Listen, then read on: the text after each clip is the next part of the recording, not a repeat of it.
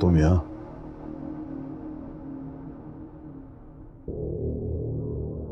जानते हो ना कि तुम्हें तुम्हारी यह हरकत बहुत महंगी पड़ सकती है। कितनी महंगी? अच्छी गोली अभी भी बाजार में 50-100 की मिलती है। असले की खरीदो फरोख्त तो अच्छी तरह जानते होगे तुम। बहुत पछताओगे।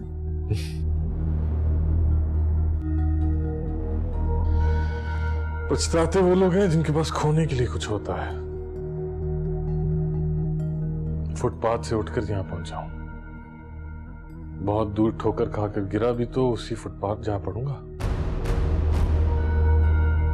बस यही है मेरे पास खोने के लिए।